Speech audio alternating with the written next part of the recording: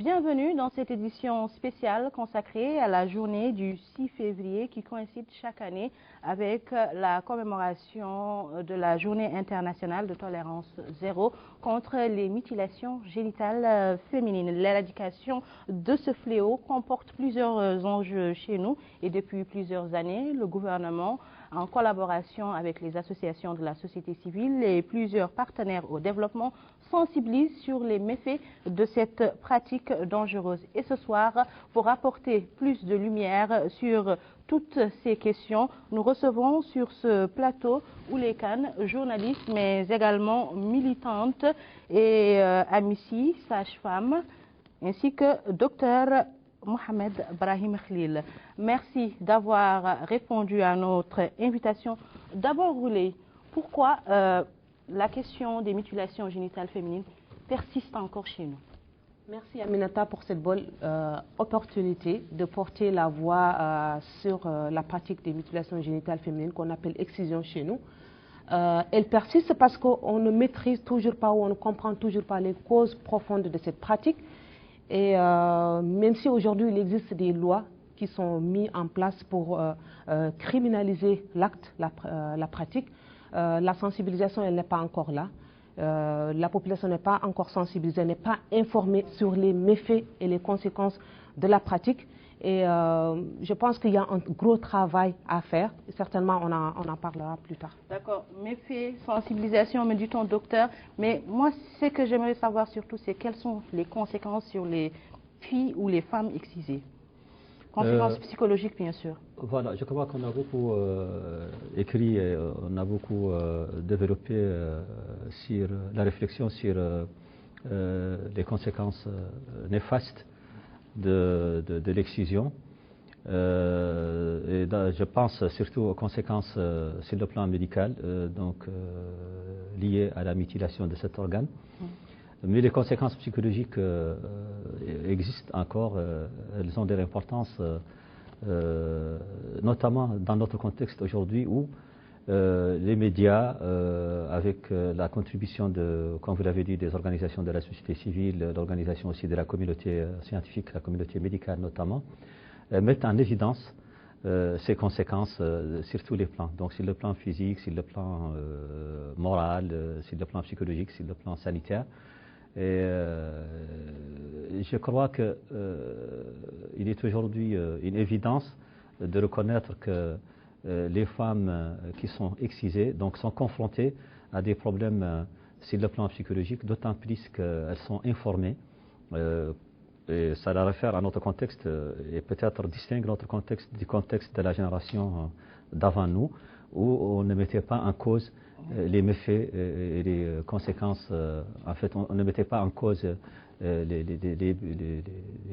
bienfaits de l'excision comme coutume, comme pratique coutumière. Ce qui me donne l'occasion de relativiser un peu. Pourquoi? Parce que il y a quand même cette réalité, à savoir que l'excision est une pratique coutumière, donc la mère qui prend la décision de faire l'excision à sa petite fille croit faire les choses comme elles doivent se faire. Voilà, donc elle croit bien faire. Mais le contraste qui a toujours attiré mon attention, c'est la différence entre la préparation psychologique qu'on fait au sujet de la circoncision qui concerne les hommes par rapport à la préparation psychologique que je trouve très faible, inexistante pratiquement, lorsqu'il s'agit de l'excision qui concerne les femmes. Et pourtant, le point commun entre ces deux pratiques, dont l'une concerne les hommes et l'autre concerne la femme, le point commun qui est l'essentiel, c'est une mutilation d'un organe génital, d'une partie d'un organe génital. Mais pour les hommes, il y a toute une préparation psychologique qui est déjà dans l'ordre naturel des choses. Donc le cadre culturel prépare les garçons à ce jour, si bien que cela contribue par la suite à prévenir les conséquences psychologiques négatives que cela peut avoir. Alors que pour les fillettes, cette préparation n'existe pas. Et donc l'aspect violence reste telle qu'elle. Donc la violence reste vive. Docteur, pardon, Amici, quelles sont les conséquences de cette pratique sur la santé de la femme? Vous qui avez côtoyé des femmes qui ont vécu ces mutilations. Bonjour, vraiment je me sens très bien de pouvoir vraiment m'exprimer sur les méfaits des MGF, comme on dit, les excisions sur les petites filles. Je me sens vraiment très, très contente de ça. Merci beaucoup de l'invitation. Voilà, les méfaits de l'excision, il y en a beaucoup. Il y en a beaucoup. D'abord, premier méfait, c'est l'hémorragie. L'hémorragie, deuxième, il y a la peur. Et deuxième, il y a le choc. Et troisième, il y a les méfaits secondaires pendant l'accouchement. Pendant l'accouchement. Pendant l'accouchement. D'accord. Et c'est très grave. L'hémorragie, je vais m'exprimer, l'hémorragie, ça peut tuer. D'ailleurs, ça a tué beaucoup de petites filles. Voilà. Et l'effet de la peur, c'est-à-dire, ça a donné beaucoup de... il y a tellement eu du mal. Ils ont tellement eu mal. Et il y a aussi l'effet de l'accouchement. Pendant l'accouchement, il y a un grand problème. Parce que ces organes doivent se dilater. C'est élastique. En cas normal, c'est élastique. Alors, quand il y a l'excision, les parties cicatrisées deviennent dures. Et pendant l'accouchement, c'est là que la femme souffre et l'enfant aussi souffre. Parce que pendant l'accouchement, la tête de l'enfant se confronte avec une partie très dure, or que si ce n'est pas l'excision, ça s'élargit comme élastique et l'enfant sort naturellement. Ouais. Alors là, maintenant, il faut, nous les sages-femmes, d'ailleurs on le pratique tout le temps, parce qu'on en rencontre chaque fois, nous sommes obligés de l'inciser la femme. Ouais. Soit en bas, soit en haut.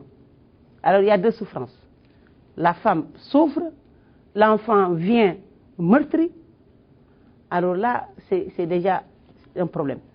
Il y a une autre aussi conséquence, ça peut infecter les organes féminins de la femme, qui va amener la stérilisation, c'est-à-dire les stérilités, infertilité.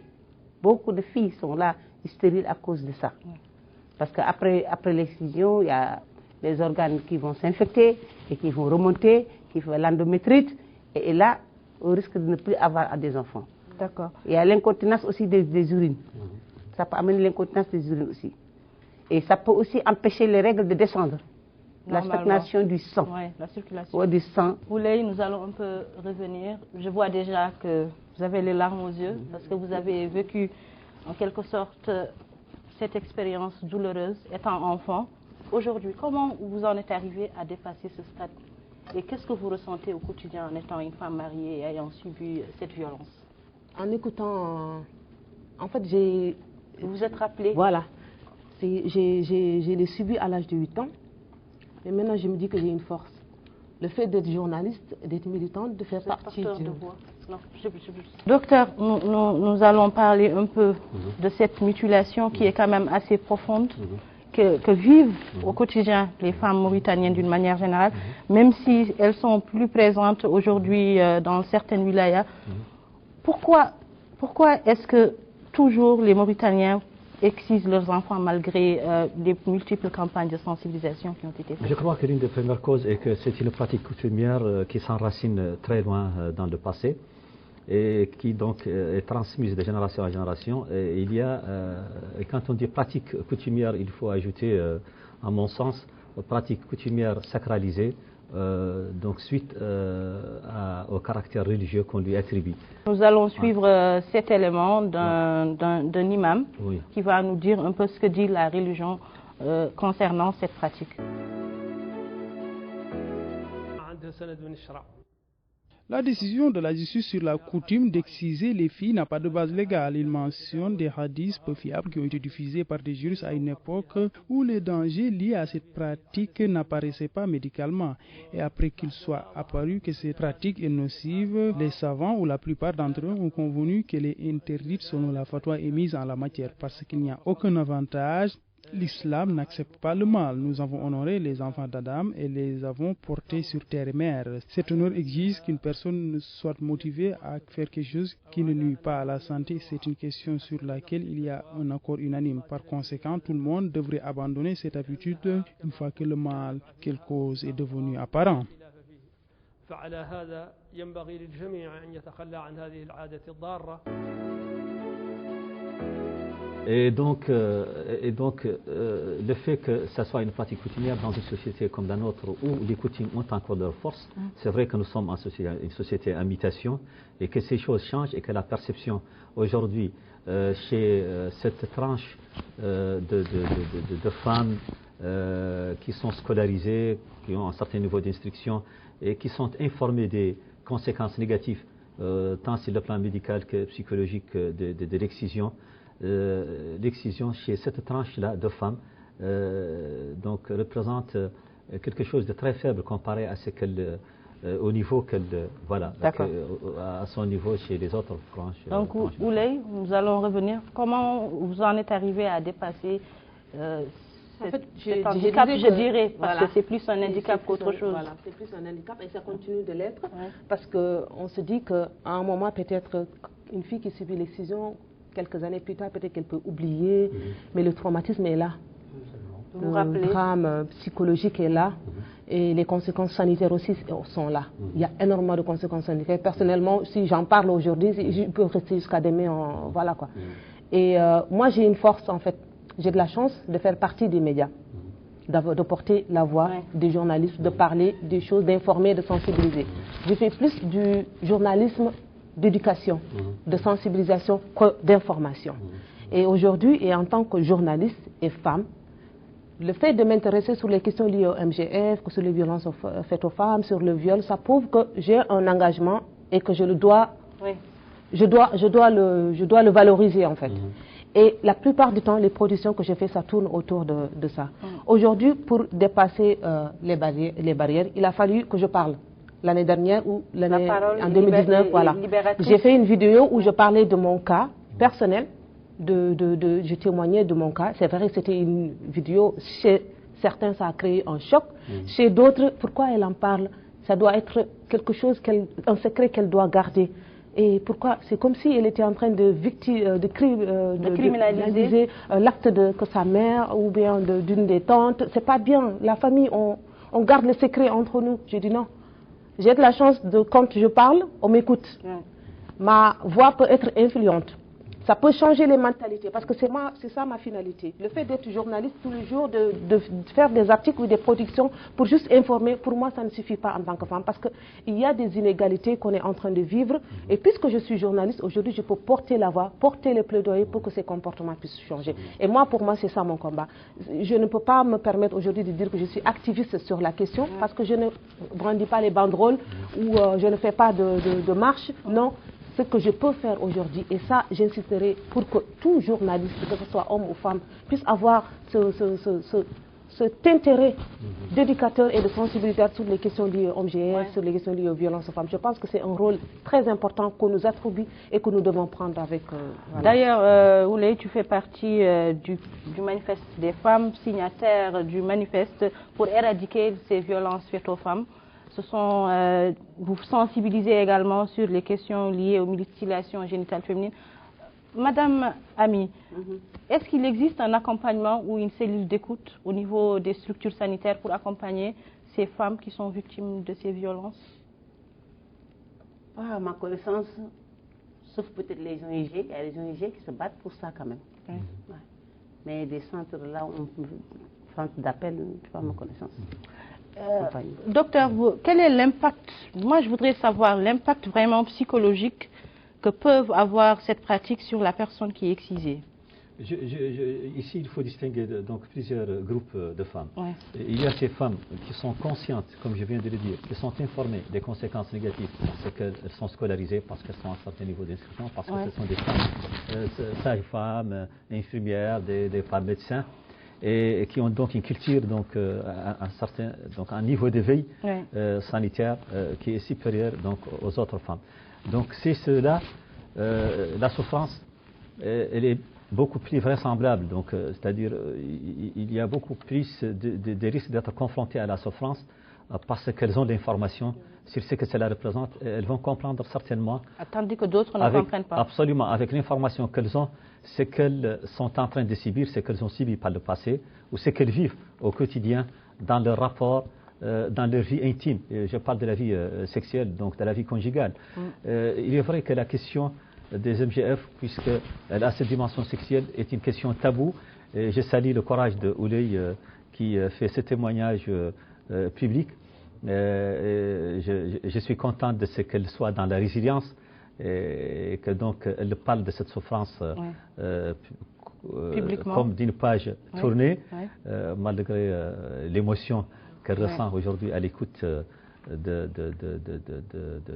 des conséquences que cela peut avoir. Mais il faut aussi penser à ces femmes qui, parce qu'elles n'ont pas d'information, parce que aussi l'excision est un des drames, des multiples drames de l'enfance, de la petite enfance, donc quelque chose dont on ne se rappelle plus, et qui est fait dans un cadre social, culturel, comme étant donc en fait comme étant une norme sociale, voire plus, une norme religieuse. Ces femmes-là, elles souffrent sans en avoir conscience. Je pense qu'elles souffrent sans en avoir conscience. Et je pense qu'elles vivent des choses qu'elles n'arrivent pas à s'expliquer. Et je crois que avec des émissions comme celle-là, et avec tout ce qui se fait comme activité de sensibilisation au niveau des organisations de la société civile, ces femmes, une fois elles ont conscience de ce que cela implique, elles vont vivre autrement leur souffrance avant de pouvoir la dépasser. Et effectivement, votre question sur les cellules d'écoute est une question pertinente parce qu'il en est besoin pour ces femmes qui souffrent dans le silence et qui n'arrivent pas à s'exprimer sur ce qu'elles vivent parce que c'est tabou, parce que c'est censuré, parce qu'elles manquent de courage et qu'elles ont besoin de quelqu'un. Penses-tu qu'aujourd'hui les lois suffisent pour justement protéger ces femmes? Parce qu'à un moment, on a parlé de tolérance zéro, mais pour moi, la question cruciale, c'est la protection, mais également la prévention. Penses-tu que les lois suffisent justement pour mettre des garde-fous afin d'arrêter la pratique de ce fléau? C'est ce qu'on a remarqué, nous, en tant que société civile, mais aussi en tant que médias, c'est qu'il y a un réel juridique. On a une loi, la Mauritanie a ratifié la Convention sur les droits de l'enfant en 1989, et il y a une loi spécifique sur l'excision, la loi 2005-015. Il y a une loi spécifique qui condamne et criminalise l'acte jusqu'à 3 ans de prison, quelque chose comme ça. Ça ne suffit pas. Elle n'est pas appliquée, cette loi. Aujourd'hui, il y a énormément d'exciseurs, je dis même dans la profession médicale, dans le corps médical, qui passent leur temps à exciser des petites filles, que ce soit ici à Nouakchott, dans les autres villes, dans le rural, qui excisent et on voit, on n'est pas choqué. Et on se dit, puisque c'est fait par une sage-femme, ça va. Puisque ce n'est pas une exciseuse qui n'a pas tout le matériel, l'alcool et tout, ça va, c'est une sage-femme. En fait, la loi, elle n'est pas appliquée. Ça ne suffit pas, c'est un grand enjeu, c'est un grand défi. Donc, on ne respecte pas la loi, on n'a pas cette culture de respect de la loi. Et ça, c'est un plaidoyer qu'il faut lancer au niveau des décideurs, des gouvernements. Certainement, il faut trouver des sanctions beaucoup plus, en fait, graves peut-être. Quand je dis grave, je dis que c'est une loi qui sanctionne et quand il faut l'appliquer, il faut informer les populations que cette loi existe, il faut informer les gens qui pratiquent l'excision que cette loi existe. Et comment l'informer? En essayant de décentraliser les actions. Il faut aller dans le rural, il faut aller dans le village. C'est ce que fait la société civile aujourd'hui, mais ça ne suffit pas. Parce qu'on attend aujourd'hui qu'il y ait des journées internationales de lutte contre les MGF pour faire une émission sur les MGF. Et c'est là qu'est important le rôle du journaliste que nous sommes, toi, Annie et moi. On ne devrait pas attendre ces journées internationales de 8 mars, de 25 novembre, de 6 février, de journée sur les droits de l'enfant 16 juin. Non. Le travail doit être fait en amont. Et le travail doit être inclusif, doit concerner tout le monde, toutes les communautés, tout le monde qui parle la langue française, l'arabe, le hassania, le wolof, le pulaar, le soninké. Tout le monde doit être inclus dans le combat. Aussi, à tous les nouveaux, tous les acteurs sont concernés. Les partenaires, les médias surtout. Aujourd'hui, les médias jouent un rôle important. Au Sénégal, ici, s'il y a une loi aujourd'hui qui lutte contre, une loi qui criminalise contre l'excision, c'est parce que les parlementaires et les médias ont dit stop. Ils sont sortis pour dire il faut que ça s'arrête. Ils ont parlé. Ici en Mauritanie, quand est-ce que les médias vont dire stop? Quand est-ce qu'ils vont sentir qu'ils sont concernés pour apporter un changement et un changement de comportement. On doit y participer. Le journaliste doit comprendre que c'est son rôle d'éduquer, de sensibiliser, pas tout simplement de créer le buzz, d'informer juste pour avoir de l'audience, non. Surtout qu'aujourd'hui, on est aidé parce qu'on est à l'ère du numérique et on peut quand même produire quelques short vidéos, des capsules autres pour sensibiliser. Bon, je vais répondre un peu une phrase que vous l'avez dit, c'est-à-dire à ma connaissance. Moi, avant, à ma connaissance, je n'ai pas vu les sages-femmes qui pratiquaient l'excision. Oui. Seulement, il y avait les matrones. Les matrones? Oui, c'est les matrones qui le faisaient. Et quand on a commencé à interdire ça, beaucoup d'eux ont eu peur, ont cessé. Mais seulement à ma connaissance, je n'ai pas eu sage-femme qui faisait ça. D'accord. Oui, c'est ta question? Oui, est-ce que vous avez eu à rencontrer une femme excisée qui en a souffert et qui en a vraiment souffert au cours de sa vie? Oui, j'en ai vraiment rencontré. Ouais. D'ailleurs, cette femme-là m'a raconté son histoire, que sa grand-mère et sa maman ont amené une femme à la maison et il les a excisés. Elle s'était cachée dans un armoire. On l'a pris, on l'a excisée, elle pleurait, elle saignait beaucoup. Elle a fait à l'hôpital presque 1 mois à l'hôpital parce qu'elle était anémiée. Bon, je lui ai demandé est-ce qu'il n'y a pas eu de conséquences pour la police et tout. Il me dit non. En tout cas, j'ai failli mourir. Et depuis lors, cette femme a des problèmes. Même problème de rapport avec son mari, ça crée beaucoup de problèmes conjugaux d'ailleurs. Alors, quand elle a couché son premier enfant, d'ailleurs c'est à cette occasion qu'elle m'a raconté, son premier enfant, on l'a incisé. On l'a incisé pour faire sortir l'enfant. Nous allons à présent suivre cet élément. C'est des témoignages de certaines filles qui ont subi l'excision.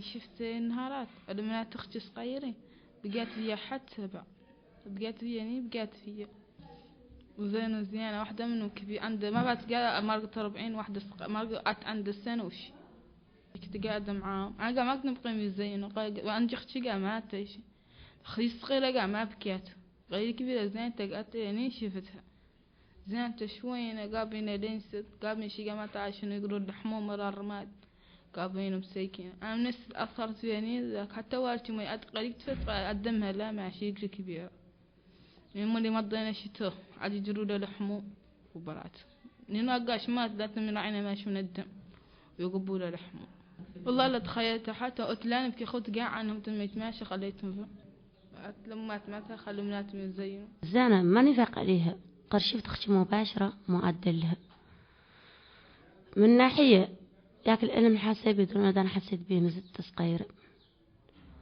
زينة مي زينة وفقيرة بس ما شو حرة من ناحية أم اللي تتألم من ناحية اسم الألم مضات 2 شهرين هي متألمة الحمد لله أن أقبت النور كتشيا ما زالت تتحسس بيها دائما ونقصنا اللي ما شاء الله الدكتور قال كامل من بدايته إليها لا يزيانة لما زالت وانت تتحسس بيها ونتحسس أنا مولي منها كنت. Donc, docteur Brahim, oui. Qu'est-ce que vous faites concrètement pour accompagner les filles qui sont victimes de l'excision? Les femmes qui vivent des séquelles donc liées à une ancienne excision subie donc dans la première enfance ou un peu après, commencent un peu à prendre conscience en fait et à vivre la douleur au plan moral. Donc en raison de ces séquelles-là. Bien sûr, quand elles ont l'information déjà que il existe quelque part donc des personnels, qu'ils soient personnels donc des soignants, oui. Donc des soignants ou des gens qui sont de la société civile, donc et qui s'occupent un peu de l'aspect prise en charge psychosocial ou médico-psychosocial. Elles prennent l'initiative, mais il faut du courage pour prendre cette initiative, comme vous l'imaginez, d'en parler. Donc c'est rare, malheureusement, il faut le reconnaître, et il faut revenir un peu à ce qui a été exprimé tantôt par Ouley, le besoin d'accentuer un peu la sensibilisation et peut-être de changer d'approche pour arriver donc à une approche beaucoup plus efficace, à changer les attitudes et les comportements. De la sorte, effectivement, on verra que de plus en plus de femmes demandent à être écoutées, demandent à s'exprimer donc sur leur souffrance, à parler un peu de leur sexualité dans le cadre conjugal, parce qu'il y a aussi des implications sociales qui se greffent aux conséquences psychologiques de l'excision. C'est un peu lié directement à ce que Ami ici a souligné au sujet de dysfonctionnements, par exemple, sexuels qui peuvent donc suivre l'excision, comme la frigidité, comme les lystosies, les accouchements difficiles, et aussi ces infections qui vont se chroniciser. On imagine que chez les femmes rurales, le risque pour une infection de devenir une infection chronique parce que tout simplement mal soignée ou non soignée existe. Donc, il y a ces conséquences-là qui vont se greffer aux conséquences psychologiques. Et la femme, justement, sera confrontée au risque de se culpabiliser. Je crois qu'il est très important de souligner que les propos de ceux qui s'intéressent, de ceux qui militent pour éradiquer et pour lutter contre donc, cette pratique néfaste, ce n'est pas de culpabiliser les femmes qui ont subi l'excision, parce que de les aider justement à sortir. Voilà, parce qu'elles l'ont subi donc indépendamment de leur volonté à un âge précoce. Ce n'est pas non plus de culpabiliser les mères qui ont pris l'initiative parce qu'elles croient bien faire, mais c'est de contribuer à augmenter la prise de conscience chez tous pour que demain la fréquence de cette pratique diminue. Diminue donc, et pour que ce phénomène soit éradiqué, il faut être à ce niveau ambitieux. Donc, Ouley, de victime, vous êtes passé à une personne qui sensibilise et milite pour les droits des femmes. Aujourd'hui, que préconisez-vous pour justement sortir de ces problèmes, surtout pour les femmes dans le milieu rural qui, vous l'avez toutes dit, sont moins sensibilisées que celles qui sont dans le milieu urbain? Moi, je pense qu'il y a moyen de s'investir et de s'engager encore plus sur la question et sur toutes les formes de violence qui existent ici en Mauritanie.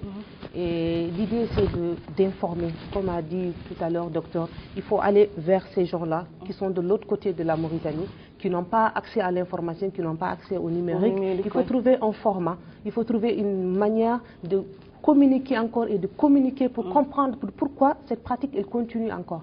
Malgré cette loi qui existe, malgré la société civile, son combat, ses actions et tout ça, pourquoi elle continue encore de perdurer?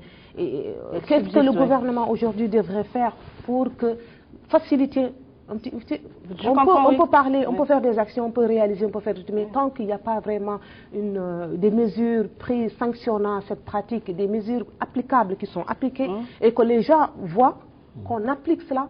Il y a des gens qui sont partis à la justice, qui sont restés ces 3 ans, qui ont été sanctionnés pendant 3 ans. Tant qu'on ne les voit pas, on n'avancera pas. Et je reviens encore sur notre rôle de journaliste, et c'est pourquoi je suis là aujourd'hui. C'est pour dire aux journalistes, surtout les femmes journalistes, d'essayer de centrer leur production ou leur réalisation sur ces questions. Parce que dans d'autres pays, ça a un poids. Les médias ont un poids, ils ont un rôle et ils ont un poids, ils ont un pouvoir. C'est le 4e pouvoir certes, mais quand ils parlent, quand ils sortent pour parler, quand ils sortent l'information, tout le monde les écoute. Que ce soit la population, que ce soit les décideurs, les partenaires et autres. Donc il faut l'utiliser. Moi aujourd'hui, si à travers mes réalisations et mes productions, je parle des femmes, je suis écoutée. Certaines comprennent le sujet et m'appellent pour demander est-ce qu'il y a aujourd'hui, comme par exemple tout à l'heure vous avez parlé s'il y a un centre d'écoute, il y a un numéro vert. Est-ce que tout le monde sait qu'il y a un numéro vert qui existe aujourd'hui? Célibabi, Nouakchott, vous pouvez appeler sur le numéro vert et parler ou dénoncer sur certaines pratiques comme l'excision, comme les violences faites aux femmes, le viol et autres. Ce numéro vert existe. Mais est-ce qu'il y a énormément de communication là-dessus? Est-ce que vous êtes au courant que ce numéro vert existe? Non. Aujourd'hui, en tant que journaliste, nous devons essayer de vulgariser ce message. certes, il y a des mesures qui ont été prises, il y a une loi, il faut essayer de vulgariser, il faut qu'on en parle. Et il faut trouver aussi d'autres solutions. Il faut aller vers le rural, il faut aller vers ces femmes-là qui pratiquent. Oui, d'accord. Et quels sont les wilayas, docteur, qui sont les plus touchés par ce fléau? Je crois que je vais me hasarder à répondre à votre question parce qu'on dit qu'au niveau de l'Est de la Mauritanie, la pratique est beaucoup plus courante qu'au niveau du Sud et au niveau du Nord. Donc le Guidimaha, le Tagan, le sud-est, le Guidimaha, le Tagan. Voilà. Au niveau de l'extrême est de la Mauritanie, le Hod, Sharqi et le Hod al-Gharbi, de la pratique est courante, et au niveau de la Saba également. Madame Amissi, pensez-vous qu'aujourd'hui que les sages-femmes puissent apporter au-delà de l'écoute, qu'elles puissent apporter quelque chose à ces dames qui souffrent au quotidien? Oui, c'est-à-dire communication. Il faut qu'ils communiquent, il faut qu'ils éduquent, il faut qu'ils conseillent. Et nous faisons que ça d'ailleurs, parce que nous sommes contre l'excision. On a vu que les méfaits que l'excision fait pendant les accouchements, comment les femmes souffrent, comment les bébés souffrent. On en parle tout le temps. On en parle tout le temps et j'approuve vraiment ma fille là, de ce qu'elle a dit. Il faut vraiment qu'on fasse beaucoup de communication sur ça. On fasse beaucoup d'éducation sur ça. Et il faut qu'on criminalise ça. C'est mieux.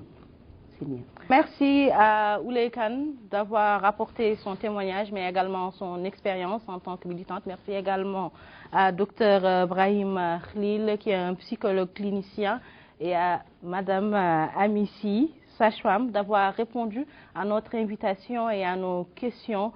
Surtout, n'oubliez pas que la sensibilisation, c'est tous les jours. Les mutilations génitales féminines sont une violence que vivent ces femmes. Vous avez entendu les propos de la sage-femme, mais également du psychologue et le témoignage de Ouleye Kane qui m'a touché personnellement. Donc nous nous retrouvons très bientôt pour une nouvelle émission. Merci.